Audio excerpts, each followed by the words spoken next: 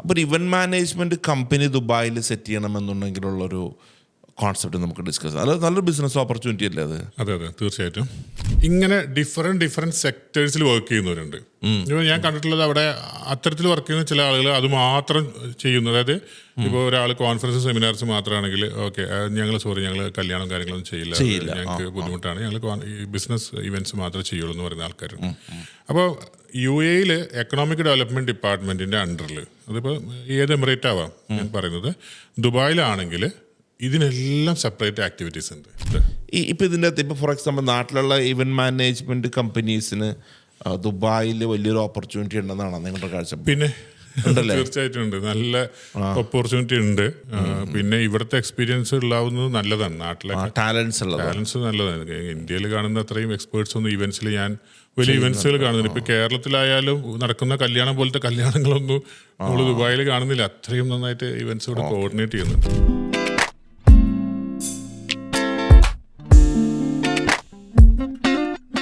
മറ്റൊരു പോഡ്കാസ്റ്റിംഗ് എപ്പിസോഡിലേക്ക് നമ്മുടെ എല്ലാ സുഹൃത്തുക്കൾക്കും സ്വാഗതം. റിയാസ് ഭായ്, കഴിഞ്ഞ പ്രാവശ്യം നമ്മൾ ഷൂട്ട് ചെയ്തത് നിങ്ങളുടെ സ്ഥലത്ത് വന്നിട്ടാണ് അല്ലേ? ദുബായിൽ നമ്മുടെ ഇടയ്ക്ക് വരുന്നുണ്ട്. അപ്പം നിങ്ങൾ അവിടെ വെച്ച് നമ്മൾ ഷൂട്ട് ചെയ്യുന്നു. അതുപോലെ തന്നെ നമ്മൾ ഈ ചെയ്യുന്ന എപ്പിസോഡുകൾ ദുബായിൽ ബിസിനസ് ചെയ്യാൻ ആഗ്രഹിക്കുന്ന ആൾക്ക് ഭയങ്കര ഹെൽപ്ഫുൾ ആകുന്നുണ്ട്. അവിടേക്ക് എന്തെങ്കിലുമൊക്കെ ഒരു പ്രശ്നമുണ്ടെങ്കിൽ നിങ്ങളത് പരിഹരിക്കുന്നു എന്നറിയുന്നതിൽ വളരെ വളരെ സന്തോഷം. ഈ ദുബായ് എന്ന് കേൾക്കുമ്പോൾ നമ്മുടെ മനസ്സിൽ പലപ്പോഴും വരുന്നൊരു സംഭവം, ഇവൻറ്റുകൾ ഒരുപാട് നടക്കുന്നൊരു സ്ഥലം, ലോകത്തെ എല്ലാ എക്സിബിഷനുകളും അങ്ങോട്ട് വരുന്നു. അതിൽ തന്നെ മലയാളികളുടെ ഇൻവോൾവ്മെൻറ്റ് ഭയങ്കര കൂടുതലാണ്. കേരളത്തിൽ ഒരുപാട് ഇവൻറ്റ് കമ്പനീസ് ഉണ്ട്, ഇവൻറ്റ് മാനേജ്മെൻറ്റ് ടാലൻസ് ആയിട്ടുള്ള ഒരുപാട് ആൾക്കാരുണ്ട്. അപ്പോൾ ഒരു ഇവൻറ്റ് മാനേജ്മെൻറ്റ് കമ്പനി ദുബായിൽ സെറ്റ് ചെയ്യണമെന്നുണ്ടെങ്കിലുള്ളൊരു കോൺസെപ്റ്റ് നമുക്ക് ഡിസ്കസ് ചെയ്യാം. അത് നല്ലൊരു ബിസിനസ് ഓപ്പർച്യൂണിറ്റി അല്ലേ അത്? അതെ തീർച്ചയായിട്ടും. അതിലേക്ക് വരുന്നതിന് മുമ്പ് പറഞ്ഞൊരു കാര്യം, നമ്മുടെ വീഡിയോസ് ഒരുപാട് പേർക്ക് ഇഷ്ടപ്പെടും. പിന്നെ thank you so much, God grace, മാഷാഅല്ലാഹ്. അതുപോലെ പോസിറ്റീവ് ആയിട്ടുള്ള പിന്നെ ഫീഡ്ബാക്കുകൾ വോയിസ് ആയിട്ടൊക്കെ. അല്ല, ഇതിൻ്റെ ഒരു കോൺസെപ്റ്റ് ആക്ച്വലി എവിടെയെങ്കിലും ആളുകൾക്ക് അതിൻ്റെ ഒരു ഗുണമുണ്ടാകുക എന്നുള്ളതാണ് നമ്മുടെ ഇന്റൻഷൻ. അത് നടക്കുന്നു, ദാറ്റ്സ് ഓൾ. അറിവുകൾ പകർന്നു കൊടുക്കുന്നു. തീർച്ചയായിട്ടും അങ്ങനെ തീർച്ചയായിട്ടും പകർന്നു കൊടുക്കുന്നതോടൊപ്പം എനിക്ക് ബിസിനസ് വരുന്നുണ്ടാവാം, വരണമല്ലോ. അതോടൊപ്പം പക്ഷെ ഞാൻ സന്തോഷമുണ്ട് ഷെയർ ചെയ്യുമ്പോൾ. തീർച്ചയായിട്ടും ഇതിനകത്ത് ഇവന്റ്സിലേക്ക് വരികയാണെങ്കിൽ, ഇവന്റ്സ് ഒരു കടൽ പോലെ ഒരു സംഭവമാണ്, വലിയ സംഭവമാണ്. പെട്ടെന്ന് കേൾക്കുമ്പോൾ ഒറ്റ ആക്ടിവിറ്റി ആയി തോന്നുമെങ്കിലും അതിൽ ഒന്ന് ഇപ്പോൾ ഇവന്റ്സ് മേഖലയിൽ തന്നെ പല മേഖലയിൽ വർക്ക് ചെയ്യുന്നവരുണ്ട്. ഒന്നിപ്പം ഇവന്റ്സ് എന്ന് പറയുമ്പോൾ നമുക്ക് ഒറ്റയടിക്ക് മനസ്സിൽ വരുന്ന കല്യാണങ്ങൾ, മ്യൂസിക് ഇവന്റ്സ്, പിന്നെ കൂടാതെ എക്സിബിഷൻസ്, ഇപ്പോൾ നേരത്തെ പറഞ്ഞ പോലെ ട്രേഡ് സെന്ററിലൊക്കെ വരുന്ന എക്സിബിഷൻസ്, പിന്നെ നമുക്ക് വരുന്നത് ഓഫീസ് ഇനാഗുറേഷൻ പോലുള്ള ചടങ്ങുകൾ, കോർപ്പറേറ്റ് ഇവന്റ്സ്, കോൺഫറൻസസ്, ഇങ്ങനെ ഡിഫറെന്റ് സെക്ടേഴ്സിൽ വർക്ക് ചെയ്യുന്നവരുണ്ട്. ഞാൻ കണ്ടിട്ടുള്ളത് അവിടെ അത്തരത്തിൽ വർക്ക് ചെയ്യുന്ന ചില ആളുകൾ അത് മാത്രം ചെയ്യുന്നു. അതായത് ഇപ്പോൾ ഒരാൾ കോൺഫറൻസ് സെമിനാർസ് മാത്രമാണെങ്കിൽ ഓക്കെ ഞങ്ങൾ കല്യാണം കാര്യങ്ങളൊന്നും ചെയ്യില്ല, ഞങ്ങൾക്ക് ബുദ്ധിമുട്ടാണ്, ഞങ്ങൾ ബിസിനസ് ഇവന്റ്സ് മാത്രമേ ചെയ്യുള്ളൂ എന്ന് പറയുന്ന ആൾക്കാരുണ്ട്.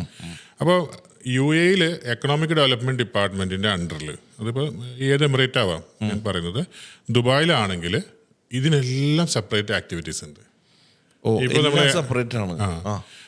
Conference and seminars organizing, wedding, പിന്നെ events organizing, music events organizing, folk ഡാൻസിന്റെ വരെ സെപ്പറേറ്റ് ആക്ടിവിറ്റീസ് ഉണ്ട്. അപ്പോൾ നമ്മൾ ഒരു ട്രേഡ് ലൈസൻസ് എടുക്കുമ്പോൾ ഈ ഇവന്റ്സ് മേഖലയിൽ കടന്നു വരുന്ന ആളുകളോട്, അല്ലെങ്കിൽ ഇപ്പോൾ നാട്ടിൽ പറഞ്ഞ പോലെ കേരളത്തിൽ നിന്ന് വരുന്ന ആളുകളാണെങ്കിൽ ഒരു പ്രത്യേക രീതിയിൽ അവർ ഫോക്കസ് ചെയ്യുകയാണെങ്കിൽ ആ ആക്ടിവിറ്റി മാത്രം എടുത്തുകൊണ്ട് അങ്ങനെ ചെയ്യാം.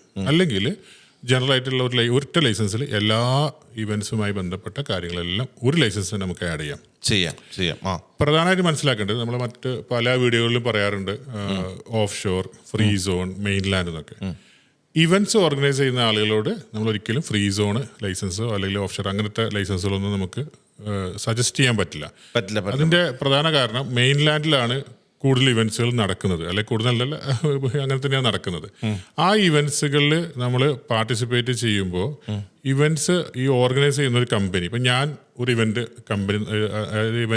കമ്പനി നടത്തുന്ന ആൾ, അല്ലെങ്കിൽ ഇബാദുക്കാരൻ്റെ ഒരു പ്രോഗ്രാമിനെ ഞാൻ കോർഡിനേറ്റ് ചെയ്യുകയാണെങ്കിൽ ഇബാദുക്കാരുടെ പ്രോഗ്രാമിന്റെ പെർമിഷൻ എടുക്കേണ്ടത് ഞാനാണ്. മനസ്സിലായില്ലേ? അപ്പൊ ആ ഇവന്റ്സ് നടക്കുന്ന വെന്യൂ അതെല്ലാം എഴുതിക്കൊണ്ട് ഞാൻ DTCM, Dubai tourism commerce marketing എന്ന് പറയുന്ന ഡിപ്പാർട്ട്മെന്റിൽ നിന്ന് ഞാനത് പെർമിഷൻ എടുക്കണം. പെർമിഷൻ ഇവൻസിന്റെ ഡേറ്റ് എഴുതി, പ്രത്യേകിച്ച് അവർ മതപരമായ കാര്യങ്ങളൊക്കെ പ്രസംഗമൊക്കെ ആണെങ്കിൽ പെർമിഷൻ അതിലൊക്കെ കൃത്യമായിട്ട് മെൻഷൻ ചെയ്യണം നമ്മൾ. എന്താ നടക്കാം, അതെ, എന്താണ് കാര്യങ്ങൾ സംസാരിക്കുന്നത്, അല്ലെങ്കിൽ ടോപ്പിക് എന്താണ് വ്യക്തമായിട്ട് കാര്യങ്ങൾ മനസ്സിലാക്കിക്കൊണ്ടാണ് പെർമിഷൻ കിട്ടുക. അപ്പോൾ ഈ പെർമിഷൻ എടുക്കണമെങ്കിൽ ഫ്രീ സോൺ ലൈസൻസോ മറ്റൊന്നും നടക്കില്ല. മെയിൻലാൻഡിൽ നിങ്ങളൊരു ഇവന്റ് മാനേജ്മെന്റ് കമ്പനി ഉണ്ടെങ്കിൽ മാത്രമേ നമുക്ക് ആ പെർമിഷൻ എടുത്തു കൊടുക്കാൻ പറ്റുള്ളൂ. Okay okay okay. അപ്പൊ അതാണ് ഈ ഇവന്റ്സിന്റെ ഒരു കാര്യം എന്ന് പറയുന്നത്. മറ്റൊന്ന്, ഇവന്റ്സിൽ ചില ഇവന്റ്സുകളൊക്കെ നടക്കുമ്പോൾ ഇപ്പൊ നമ്മള് ഇന്റർ കോണ്ടിനെന്റൽ ഹോട്ടൽ അല്ലെങ്കിൽ ദുബായ് ക്രൗൺ പ്ലാസ ഒക്കെ ചെയ്യുമ്പോൾ അവർ തന്നെ പെർമിഷൻ എടുക്കാറുണ്ട്. ഈ ഹോട്ടൽസിന് അവർക്കൊരു അങ്ങനെ ഒരു സൗകര്യമുണ്ട് ചിലത്. പക്ഷെ എന്നിരുന്നാൽ കൂടിയിട്ട് നമ്മൾ ആ ഹോട്ടലിന്റെ അകത്തുനിന്ന് ഒരു ഇവന്റ് നടക്കുകയാണ്, പക്ഷെ അതിലൊരു മതപരമായ പ്രസംഗമോ കാര്യങ്ങളുണ്ടെങ്കിൽ അത് ഹോട്ടലിൽ ചിലപ്പോൾ സമയത്ത് പറയും നിങ്ങൾ പുറത്തുനിന്ന് അപ്രൂവൽ എടുത്തോ എന്ന് പറയുന്ന കാര്യങ്ങളുണ്ട്.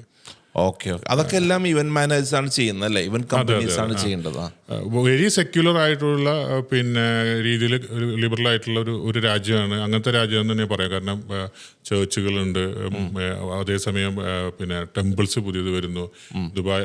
അതുപോലെ പിന്നെ നമുക്ക് മുസ്ലിം, തീർച്ചയായിട്ടും മുസ്ലിം കൺട്രി ആയതുകൊണ്ട് തന്നെ അങ്ങനെയുള്ള സൗകര്യങ്ങൾ എല്ലാവരുടെയും ഇവന്റ്സിൽ നടക്കുന്നുണ്ട്. ഞാൻ ഇവന്റ്സ് പറഞ്ഞുകൊണ്ടാണ് പറയാം, മതപരമായ ഇവന്റ്സുകൾക്കും പെർമിഷൻ കിട്ടും.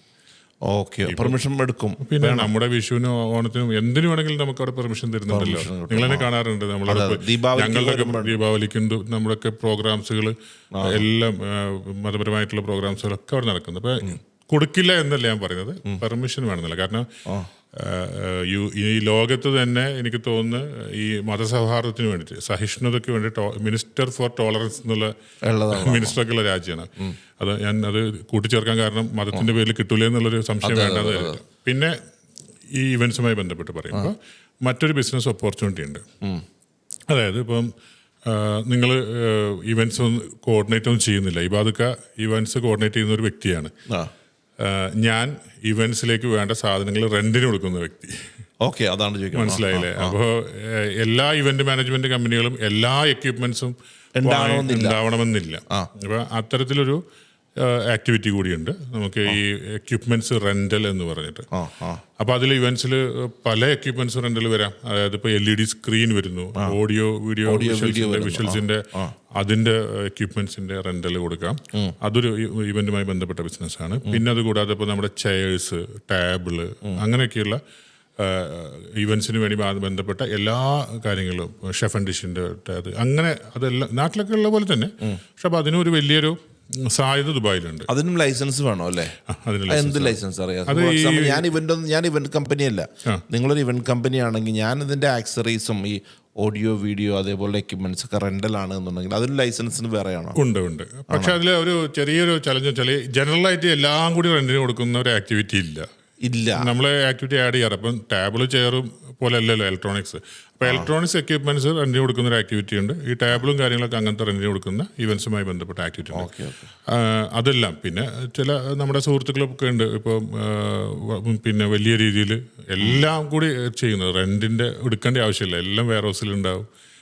എല്ലാം അത്രയും വലിയ കമ്പനീസ് ഉണ്ട് അവിടെ. അപ്പൊ എല്ലാം ഇതിനൊക്കെ സെപ്പറേറ്റ് ലൈസൻസ് ആണ്. അതെ. ഇപ്പൊ ഇതിന്റെ അകത്ത് ഇപ്പൊ ഫോർ എക്സാമ്പിൾ നാട്ടിലുള്ള ഇവന്റ് മാനേജ്മെന്റ് കമ്പനീസിന് ദുബായിൽ വലിയൊരു ഓപ്പർച്യൂണിറ്റി ഉണ്ടെന്നാണ് നിങ്ങളുടെ കാഴ്ച? പിന്നെ തീർച്ചയായിട്ടും ഉണ്ട്, നല്ല ഓപ്പർച്യൂണിറ്റി ഉണ്ട്. അതായത് വന്ന് അവർ കണ്ടെത്തുകയും അവർക്ക് ഒരു സൗകര്യമുള്ളതേ നാട്ടിലേക്കാളും ഓർഗനൈസ് ചെയ്യാൻ ചിലപ്പോൾ എളുപ്പമായിരിക്കും. കാരണം ചെറിയ രാജ്യമാണ്. ആ രാജ്യത്തിനകത്ത് നമുക്ക് എല്ലായിടത്തും എത്തിപ്പെടാനായി സാധിക്കും. പിന്നെ പ്രൈസ് വൈസ് ആയാലും അവർക്ക് കുറച്ചുകൂടിയും റിട്ടേൺസ് കൂടുതലായിരിക്കും. പിന്നെ ഇവിടുത്തെ എക്സ്പീരിയൻസ് ഉള്ളാവുന്നത് നല്ലതാണ്. നാട്ടിലെ ടാലൻസ് നല്ലതാണ്. ഇന്ത്യയിൽ കാണുന്ന അത്രയും എക്സ്പേർട്സ് ഒന്നും ഇവന്റ്സിൽ എനിക്കറിയില്ല. കാരണം വലിയ വലിയ ഡൽഹി ബോംബെയിലൊക്കെ കാണുമ്പോൾ വലിയ ഇവന്റ്സുകളൊക്കെ നമ്മളെ പല പ്രോഗ്രാംസ് മലയാളികൾ കോർഡിനേറ്റ് മാത്രമല്ല മറ്റ് നോർത്ത് ഇന്ത്യയിൽ എല്ലായിടത്തും വലിയ ഇവന്റ്സുകൾ കാണുന്നുണ്ട്. ഇപ്പൊ കേരളത്തിലായാലും നടക്കുന്ന കല്യാണം പോലത്തെ കല്യാണങ്ങളൊന്നും നമ്മൾ ദുബായിൽ കാണുന്നില്ല. അത്രയും നന്നായിട്ട് ഇവന്റ്സ് ഇവിടെ കോർഡിനേറ്റ് ചെയ്യുന്നുണ്ട്. നമുക്ക് ഇതിനകത്ത് നമ്മുടെ ഓഡിയൻസിന് കൊടുക്കാൻ പറ്റുന്ന ഒരു ടേക്ക് അവേ എന്ന് പറഞ്ഞു കഴിഞ്ഞാൽ, ഇപ്പൊ ഒരു ഇവന്റ് മാനേജ്മെന്റ് കമ്പനി ആണെങ്കിൽ പോലും അതിൽ വെഡിങ് വേറെ പാർട്ടാണ്. അല്ല, എനിക്കൊരു കാര്യം കൂടി കൂട്ടിച്ചേർക്കാനുണ്ട്. നമ്മള് പണ്ട് ഈ ഹൗസ് വാമിംഗ് സെറമണീസ് എന്നൊക്കെ പറയുന്നത് ഈ നാട്ടിലേക്ക് വന്ന് അറ്റൻഡ് ചെയ്യില്ലായിരുന്നു. ഇന്ന് എനിക്ക് എല്ലാ ആഴ്ചയിലും ദുബായിൽ ഹൗസ് വാമിംഗ് സെറമണിയൊക്കെ വരുന്നുണ്ട്. കാരണം മലയാളികൾ അവിടെ വീട് വെക്കുകയും സ്വന്തമായിട്ട് വീട് പണിയുക അല്ലെങ്കിൽ കമ്മ്യൂണിറ്റിയിൽ എടുക്കുക, ഇങ്ങനെയൊക്കെയുള്ള പ്രോഗ്രാംസുകൾ വന്നു തുടങ്ങി. അപ്പോൾ അവിടെ തന്നെ കല്യാണം നടത്തുന്ന കാര്യങ്ങൾ തുടങ്ങി. ഇപ്പൊ എന്റെ വൈഫിന്റെ അനിയത്തിന്റെ കല്യാണമൊക്കെ ദുബായിൽ വെച്ച് നടത്തിയത്. കാരണം ഒരുപാട് പേര് നാട്ടിലോട്ട് വരുന്നോ, കുറച്ച് പേര് അങ്ങോട്ട് വരണോ എന്നുള്ള ചിന്ത വരും. എല്ലാ കുടുംബങ്ങളും അവിടെ ആകുമ്പോൾ. അപ്പൊ അതുപോലെ ഈ കല്യാണങ്ങൾ അവിടെ നടക്കാൻ തുടങ്ങി. ഇപ്പൊ കുറച്ച് ദിവസങ്ങൾക്ക് മുമ്പ് ഞാനൊരു കല്യാണം അറ്റൻഡ് ചെയ്തു. നാട്ടിലൊക്കെ ഫേമസ് ആയിട്ടുള്ള ഒരു ആക്ടറുടെ ബ്രദറിന്റെ മകളുടെ ഒക്കെ.